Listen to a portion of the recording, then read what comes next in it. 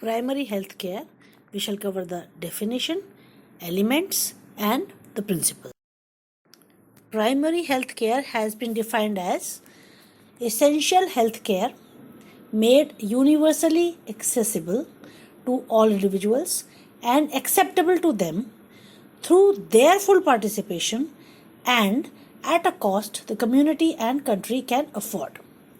Now, essential healthcare means a basic package of healthcare which is available to each individual in the society and in a manner that is acceptable to them, and they acquire it through their full participation. They also participate in the execution of health services and at a cost which is appropriate for that particular community.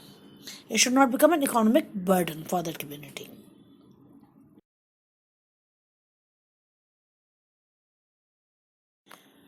The term primary health care came into existence in 1978, though in 1946 the Bohra Committee in India has suggested something very similar to this. But the term primary health care originated in 1978 during the Alma-Ata conference. And they said that primary health care is equally valid for all countries, rich or poor. Though the way to deliver the elements of primary health care may differ in each country according to the resources of that country, but the concept of primary health care, the principles of primary health care are valid for all the countries. And it was accepted that primary health care was the key to achieve health for all by 2018.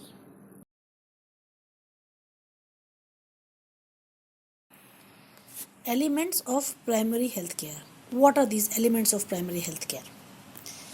Generally, people equate the terms health care and medical care when it is not so.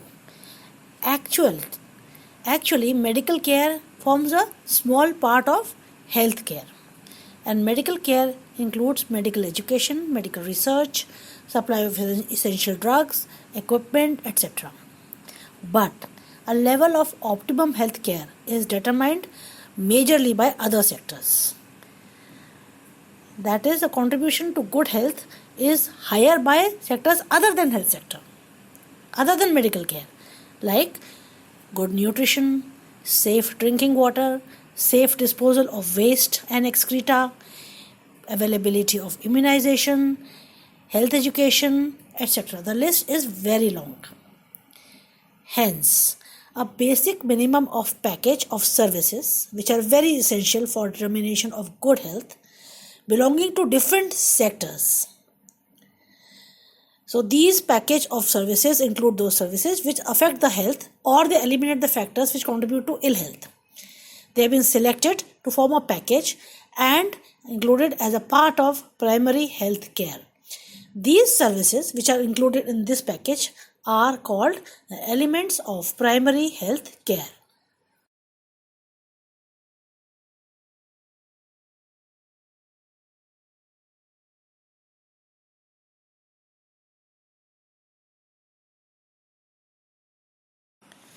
Here we give examples of important determinants of health. On the left side is the list of determinants which contribute to good health, like adequate and healthy nutrition, safe drinking water, etc. And on the right side we have a list of those factors which affect our health in a negative way, which cause ill health, like malnutrition, unsafe drinking water, lack of sanitation, etc. So, which elements have been included in primary health care? There is a list of 8 elements. There are 8 elements of primary health care.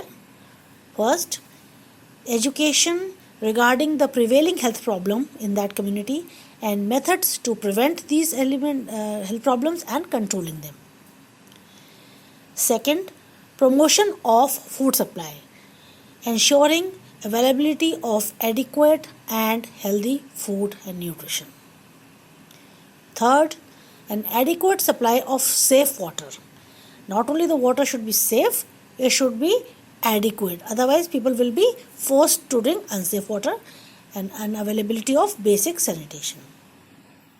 Fourth, maternal and child health care. care of the woman when she is pregnant, while delivery, after that care of the child, which also includes family planning. That is, planning the number of children a couple wants to have and how to go about it. Fifth, immunization against major infectious diseases in that area. If the vaccination is available, it should be made available to each person. Sixth, prevention and control of locally endemic diseases. The first point said educating the people regarding the local endemic diseases and how they can prevent it from occurring in them and how they can control it. Sixth point is the steps taken by the administration for prevention of the local endemic diseases and controlling the locally endemic diseases. Seventh, appropriate treatment of common diseases and injuries. That is, if all the health level, all these systems are taken care of and then some disease occurs, then treatment of that disease or injury. And eighth, provision of essential drugs. The drugs should be always there, maybe by way of purchasing or free supply by the government or at a subsidized rate, whatever way, there should be no dearth of essential drugs.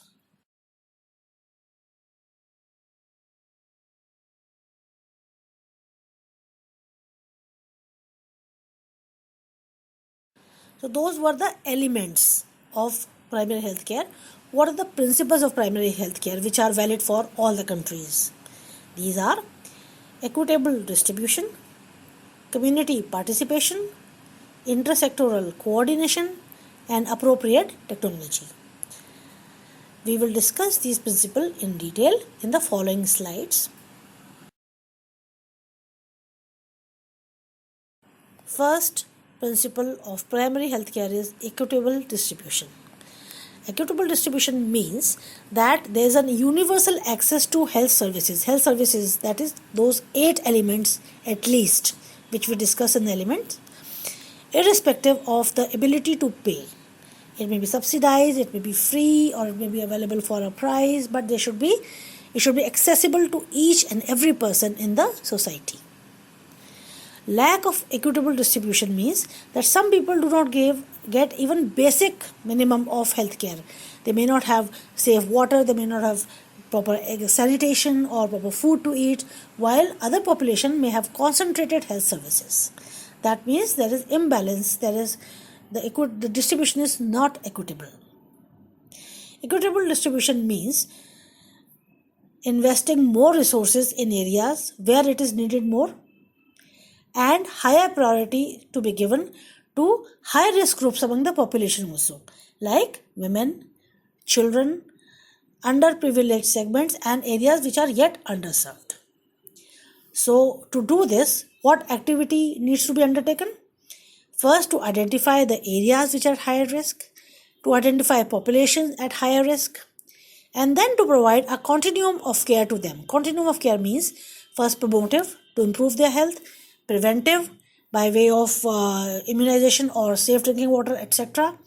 And if a disease should occur, providing treatment to them, and if a complicated treatment is required, referring them to higher center where they can easily get the more complicated treatment also. So this is continuum of care, and to eliminate factors which contribute to ill health in that society. Equitable distribution is the key to attain health for all.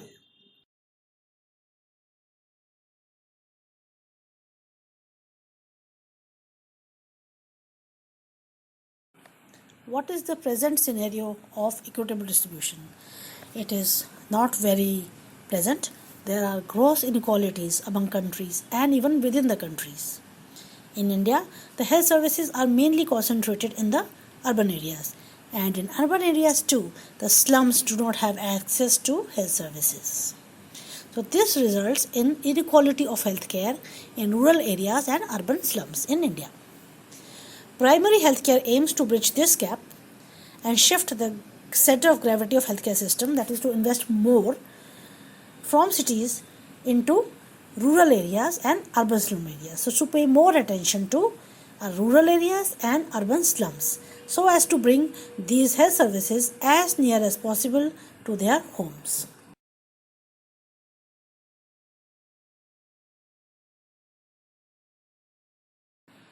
The second principle of primary health care, community participation.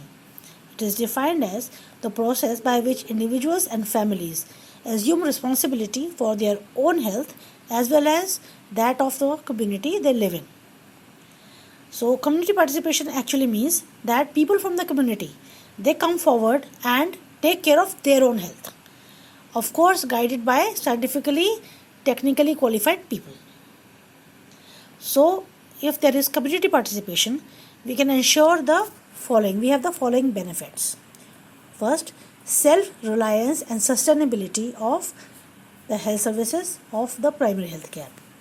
Because the individuals, they come to know of the locally prevalent health problems, and they also learn the ways and means to overcome these, and hence they are no longer mere passive beneficiaries of what government gives them. They can know what they are suffering from and what are the treatments or other health services that they need. So they can demand the supply from the administration or even develop it themselves if required.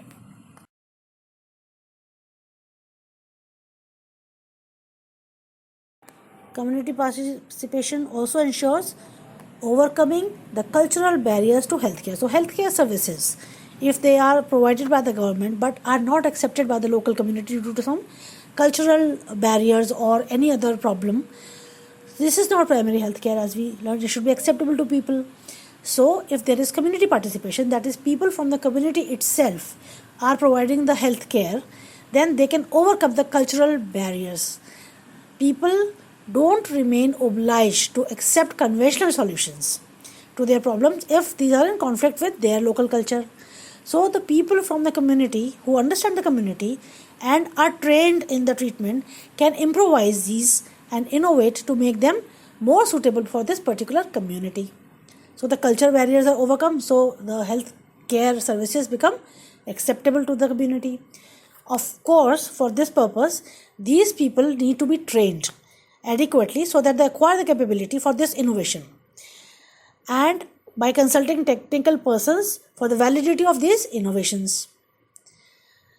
And it is the responsibility of the health system to provide this training and information so that they can innovate according to the local problems, and they should have somebody to turn to for asking questions if required.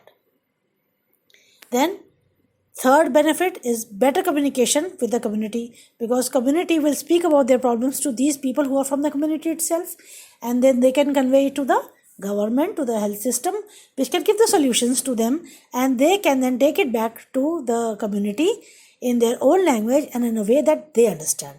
So health education can penetrate better in the community if the trained community workers are involved and are motivated. Also, the specific concern of the community are conveyed better to the government planners. The fourth benefit is that community can provide labor, building, and even financial resources for healthcare if it is required, because they are involved in provision of healthcare.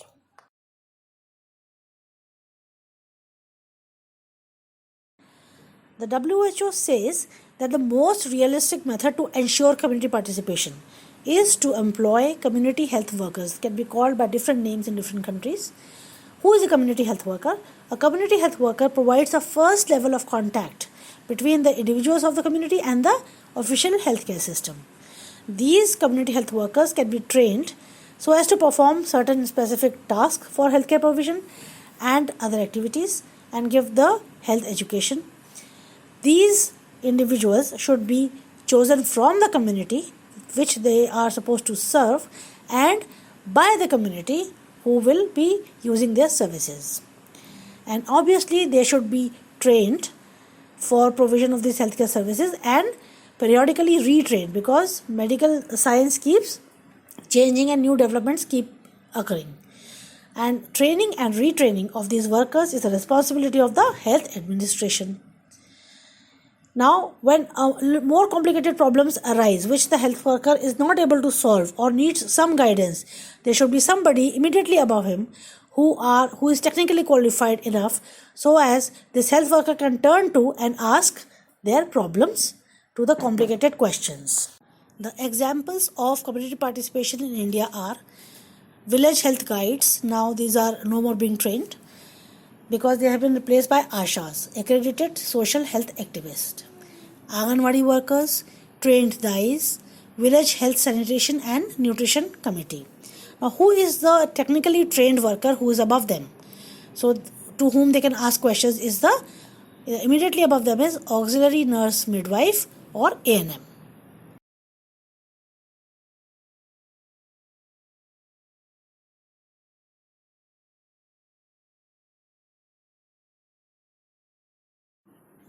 The third principle of primary health care is intersectoral coordination.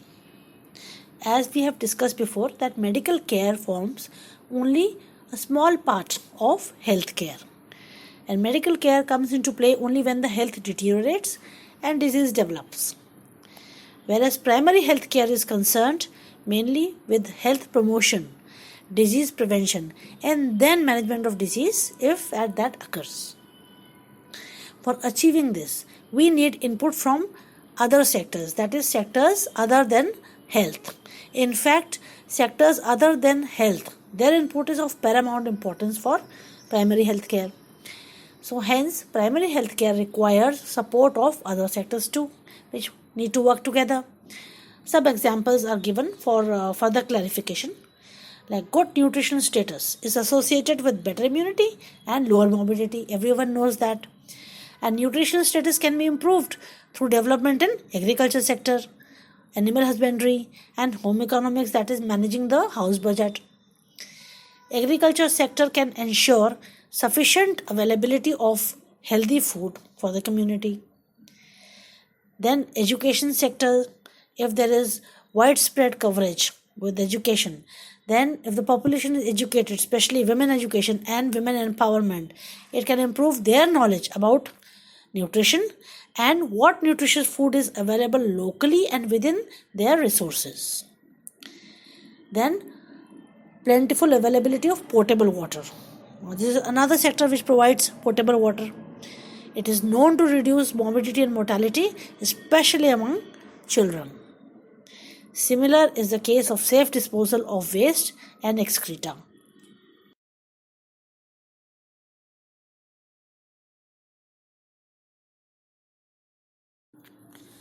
Other examples of intersectoral inputs is housing.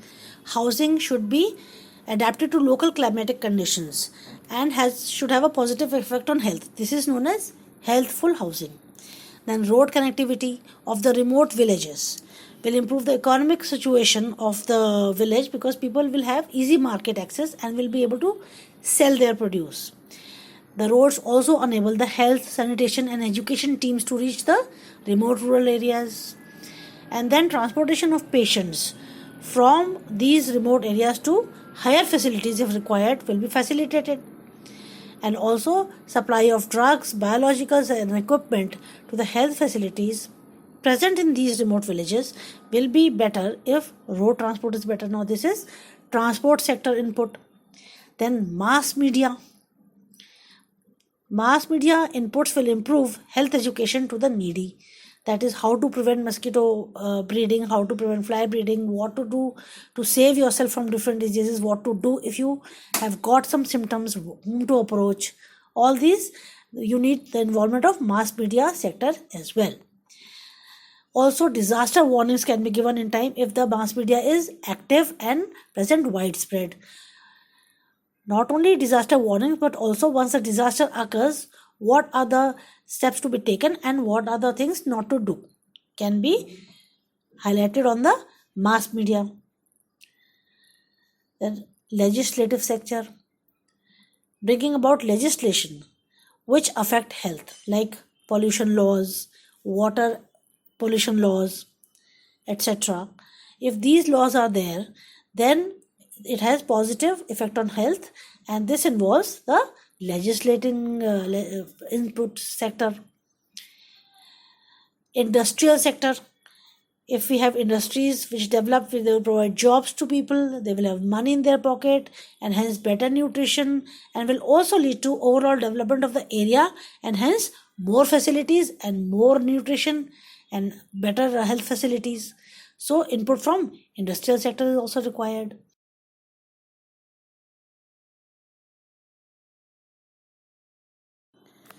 Now, the input of many other sectors is required does not mean that the health team stationed at the primary health center would have the necessary knowledge and equipment for provision of these. They are just doctors, nurses, health workers, etc. etc. But the team present at PHC can educate people to demand these inputs from these sectors or develop some of these themselves. And therefore, the national development planning should also be done by a multidisciplinary approach, including health administration. Now, at the local level, that is at the village level, at the colony level, at the town level, developing the sectors which have an effect on health, especially developing the sector which is deficient, will improve the health situation. So there should be intersectoral coordination not only at the national planning level but also at the local level. For example, a village committee can be formed which has a person representing education sector, other can be maybe health sector, then a water board, transport, multimedia sector. So a team which has all these members will be able to function better and contribute towards overall health of the community, of that community.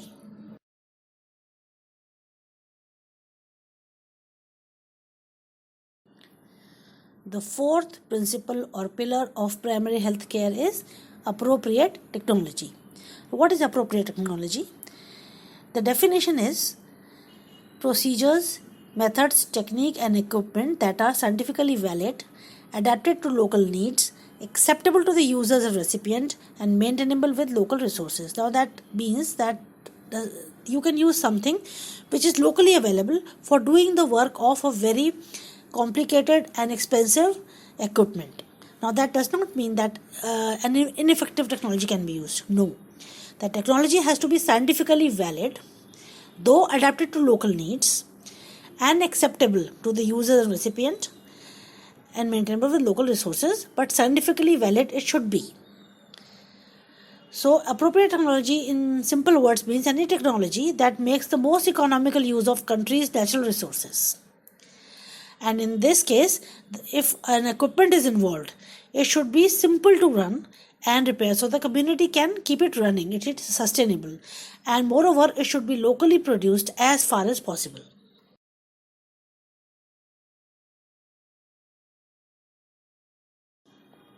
For further clarification, some examples of appropriate technology have been given in these slides. Oral rehydration salt has simplified the rehydration of dehydration occurring during diarrhea and vomiting.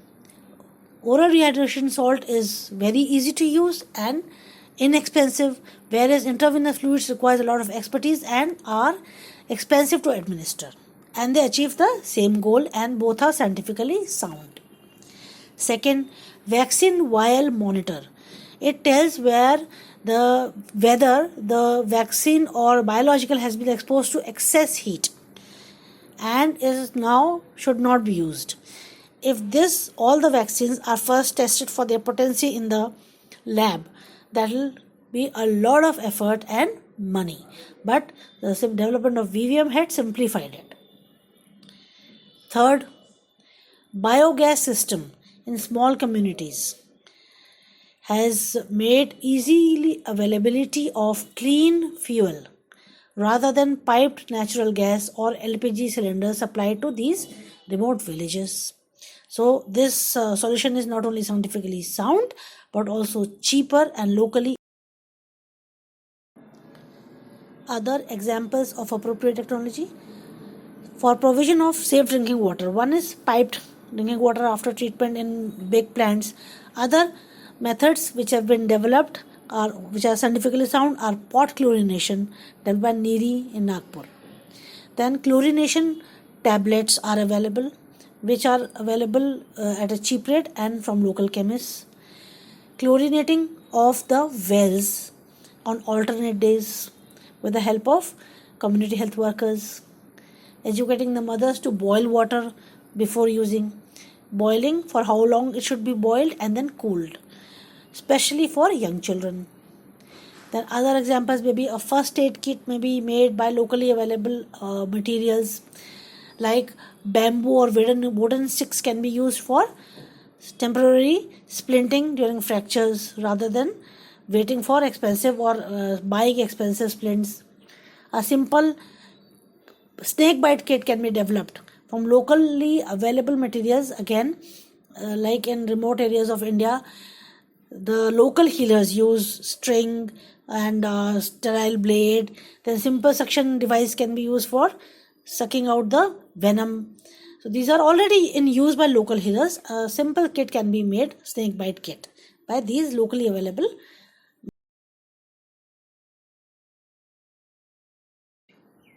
Hand centrifuge. It was devised in 1939 and was used for estimating packed cell volume. Though it is not an easy thing to do, but it is still doable in case there is no electricity or in case of electric breakdowns. Another innovation is growth charts, wherein the growth can be monitored by community health workers.